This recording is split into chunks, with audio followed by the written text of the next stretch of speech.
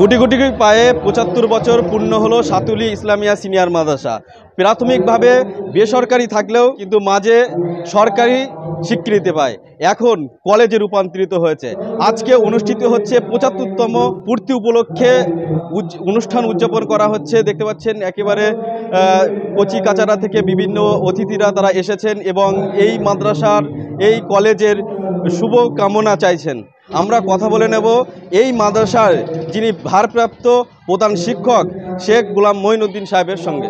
আজকে এই যে ৭৫ বছর হীরক জয়ন্তী উদযাপন হচ্ছে, কি বলবেন ছাত্রছাত্রীদের উদ্দেশ্যে বা অভিভাবকদের? শুধু ছাত্রছাত্রীদের উদ্দেশ্য নয়, সর্বপ্রথমেই সংবাদ জগতের সঙ্গে সংশ্লিষ্ট সাংবাদিক বা এই নিউজ গণমাধ্যম তাদেরকে প্রথমে ধন্যবাদ জানাই। আমরা যারা বর্তমানে এই পরিসরে এই শিক্ষা প্রতিষ্ঠানে রয়েছে, আজকের দিনে খুব বেশি করে মনে পড়ছে এবং শ্রদ্ধার সঙ্গে স্মরণ করতে ইচ্ছা করছে যে মানুষগুলো এই প্রতিষ্ঠানটা যখন জন্ম নেয়নি তার আগে যারা পরিকল্পনা করেছিলেন। আমার সবথেকে বেশি আজকের দিনে মনে পড়ছে তাদের কথা।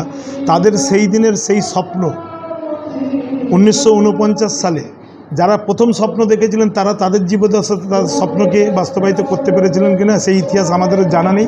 কেন 1949 সালের ঘটনা মানে ভারতবর্ষ যখন স্বাধীন হচ্ছে, স্বাধীনতার আষ্টেপৃষ্ঠের সময়ের অবস্থা। তাহলে নিশ্চিতভাবে 49 সালে যদি এই প্রতিষ্ঠান মুখ দেখে তাহলে এটুকু আমরা ভাবতে পারি যে একটা প্রতিষ্ঠান গড়তে গেলেও বছর 2-3 আগে থেকেও মানুষ একটু স্বপ্ন দেখা শুরু করে। তার মানে পরাধীন ভারতবর্ষে এই প্রতিষ্ঠানের স্বপ্নের বীজ রোপিত হয়েছিল, যা স্বাধীন ভারতের 2 বছরের মাথাতে এই প্রতিষ্ঠান আত্মপ্রকাশ করেছিল। যারা সেই স্বপ্ন দেখেছিলেন, স্বপ্নদ্রষ্টা যারা, হয়তো তাদের মধ্যে এমনও মানুষ ছিলেন যারা স্বপ্নই দেখেছিলেন, তাদের জীবনে হয়তো ইটটাও পোতা হয়নি। তারা সেই যে স্বপ্নটা দেখেছিলেন অথচ বাস্তবায়ন দেখে যায়নি, তাদের প্রতি সর্বপ্রথম কৃতজ্ঞতা প্রকাশ করছি। তারা সেদিনে যদি স্বপ্ন না দেখতেন আজকে আমরা এখানে থাকতাম না। অতএব কৃতজ্ঞতা তাদের প্রতি সর্বপ্রথম।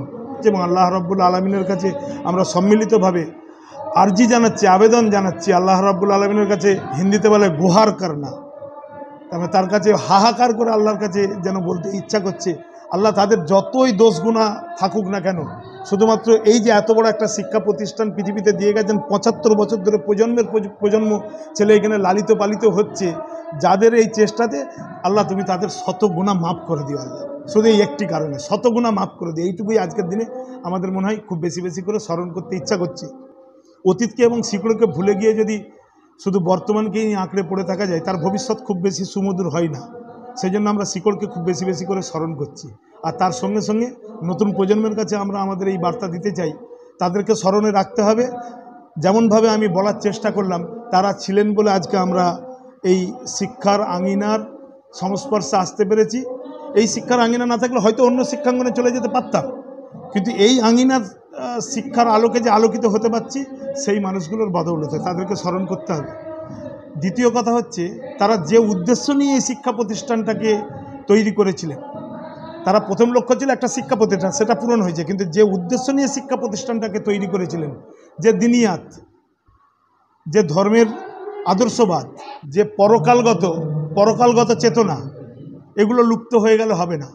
যতই আধুনিকায়ন হোক না কেন শিক্ষা প্রতিষ্ঠানের আঙ্গিকে, কিন্তু এর মূল মোটো যেটা, এই মূল মোটো থেকে যদি আমরা হারিয়ে গিয়ে শুধু আধুনিকতার খোলস বা মোড়কেই যদি আমরা আবর্তিত হতে থাকি, তাহলেও আমরা জানবো যে আমরা লক্ষ্যভ্রষ্ট বা লক্ষ্য বিচ্যুত হচ্ছে।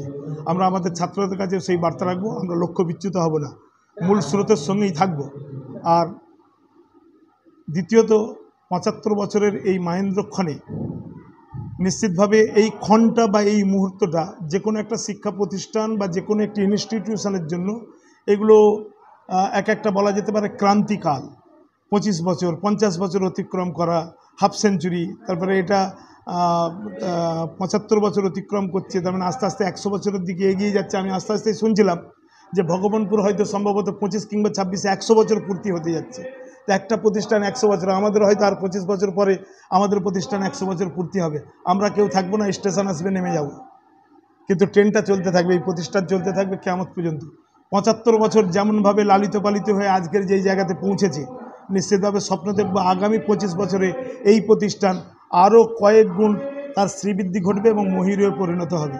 আর সমগ্র পশ্চিমবঙ্গের মাদ্রাসা পরিকাঠামো সঙ্গে সংশ্লিষ্ট ছাত্রছাত্রী, শিক্ষক শিক্ষিকা, অভিভাবক অভিভাবিকা এবং বিভিন্ন আধিকারিকগণ এবং শিক্ষাঙ্গন আর পশ্চিমবঙ্গের শিক্ষাঙ্গনের যত ছাত্রছাত্রী, সমস্ত ছাত্রছাত্রীদের কাছে, শিক্ষক শিক্ষিকাদের কাছে এই 75 বছর পূর্তির জয়ন্তী উদযাপনের মুহূর্তের আনন্দ সকলের সঙ্গে আমরা শেয়ার করে নিচ্ছি।